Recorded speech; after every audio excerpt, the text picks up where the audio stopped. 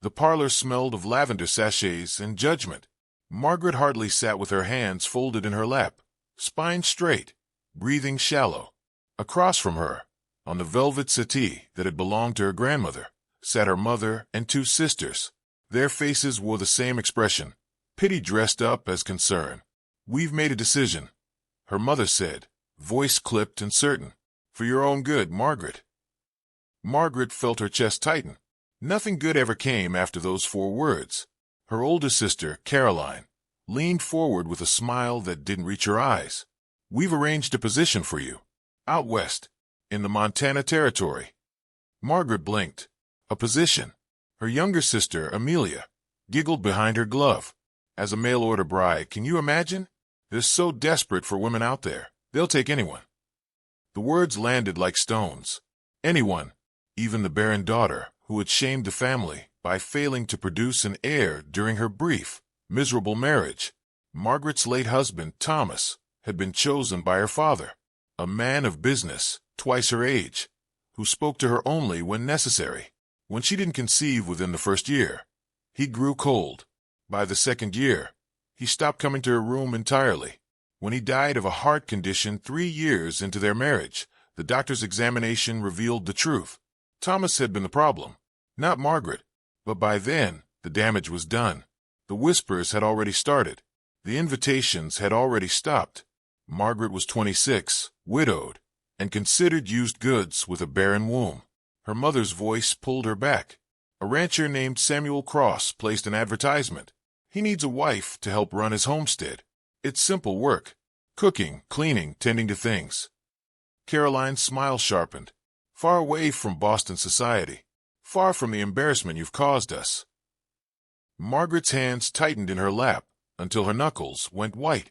"And if I refuse?" Her mother's face went cold. "Then you'll find yourself without an allowance, without a room in this house, and without references. Your choice, Margaret." It wasn't a choice. It was an exile dressed up as opportunity. 3 weeks later, Margaret stood on a train platform in Boston with a single trunk and a leather satchel. Her mother handed her an envelope with tickets and a small amount of money. "Try not to embarrass us further," her mother said. Then she turned and walked away without looking back. Caroline and Amelia didn't even come to see her off. As the train pulled away from the station, Margaret watched the city disappear behind smoke and distance. She pressed her forehead against the cold window glass and let herself feel, just for a moment, the weight of being unwanted. The journey west took 9 days. The train rattled through changing landscapes, from green hills to flat prairies to jagged mountain peaks that looked like the earth had broken through its own skin. Margaret sat in the third-class car with farmers, miners, and women who looked as tired as she felt. No one spoke to her.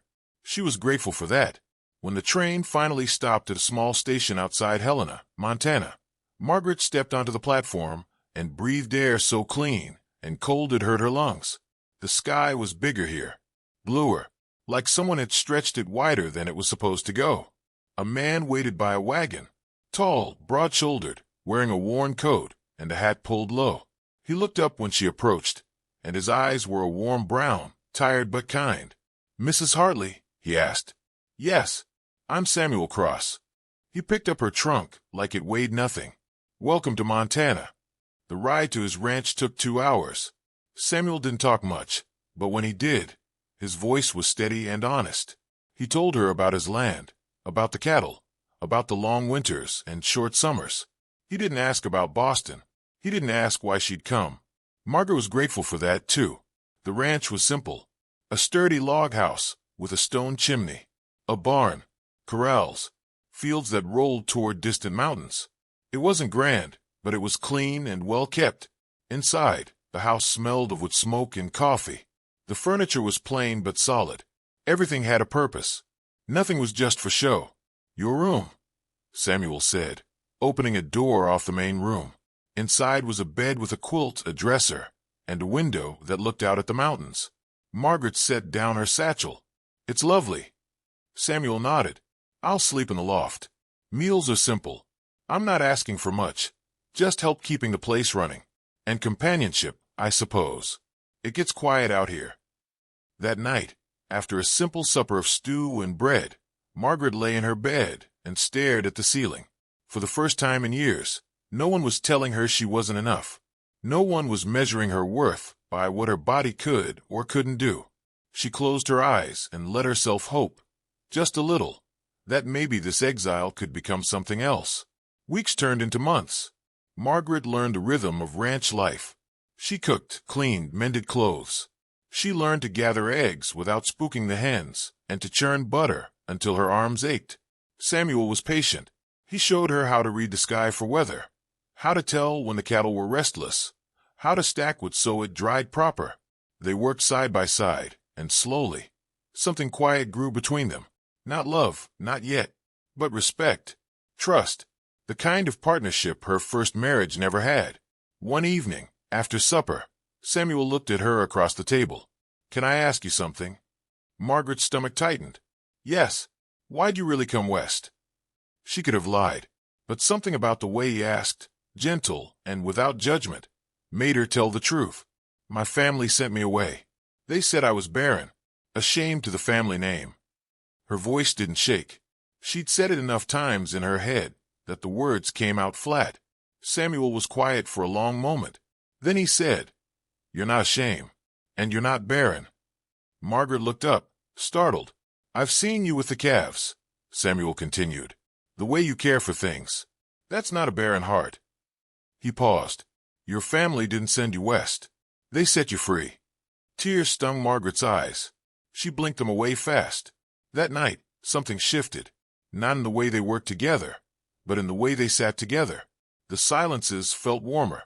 The glances lasted longer. By spring, Samuel asked if she'd consider a real marriage, not just an arrangement. "I'd like to build a life with you," he said, "if you're willing." Margaret said yes. Their wedding was simple. A preacher from town, 2 neighbors as witnesses. Margaret wore a dress she'd made herself, pale yellow like the wildflowers starting to bloom. When Samuel kissed her, it was gentle, like he was asking permission, like she mattered. That summer, Margaret felt different, tired in a way that wasn't from work. Sick in the mornings, but not ill.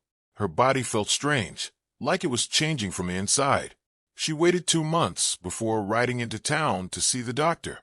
She didn't want to hope. Hope hurt too much when it was wrong. But when the doctor smiled and said, "Congratulations, Mrs. Cross. You're with child," Margaret had to sit down before her knees gave out. She rode home in a daze. When she told Samuel, he picked her up and spun her around like she weighed nothing. "We're having a baby," he said, voice thick with wonder. Margaret laughed through tears. "Yes, we are." But the next visit brought even bigger news. The doctor listened longer, frowned, then smiled wider. "Mrs. Cross," he said, "I hear 2 heartbeats. Twins." Margaret wrote a letter to her family. Short and simple. "I thought you should know. I'm expecting twins. I'm happy. I'm loved. And I'm not barren." She didn't expect a response. She didn't get one. When the twins were born, a boy and a girl, Samuel held them both and cried. Margaret had never seen him cry before. They named the boy Thomas, after the man who'd been cruel, but was still part of her story. And the girl, Hope, because that's what this new life had given her. 2 years later, Margaret returned to Boston, not because she missed it, because she wanted her family to see what they'd thrown away. She arrived at the house with Samuel, the twins, and her head held high. When the door opened, her mother stared like she'd seen a ghost. "Margaret, Mother." Margaret's voice was steady. "I thought you should meet your grandchildren." Her mother's eyes dropped to the babies, then back to Margaret. For the first time in her life, Margaret saw her mother speechless. Caroline and Amelia appeared in the doorway, mouths open. You have children?" Caroline stammered. "Twins," Margaret said. "A boy and a girl. Healthy. Happy." Samuel stood beside her, solid and sure. The twins gurgled in their arms. Margaret's mother finally found her voice. "Perhaps you'd like to come in?" Margaret smiled. "No, thank you. We're staying at a hotel. We just wanted you to know. I'm not barren. I never was. And I'm not ashamed. I'm a mother, a wife, and I'm loved." She turned and walked away, leaving her family standing in the doorway. As they rode away in the carriage, Samuel reached for her hand. You didn't have to do that. Yes, Margaret said. I did. Not for them. For me. She looked down at her twins, at her husband, at the life she'd built from the ashes of exile. They'd sent her west as a joke, but she'd returned with everything they said she'd never have, and she'd never felt more whole. If this story reminded you that sometimes the cruelest rejection leads to the most beautiful redemption, don't forget to like and subscribe to From Wild West 2. We bring you stories of resilience, unexpected blessings, and the courage to prove wrong everyone who underestimated you. See you in the next story, partner.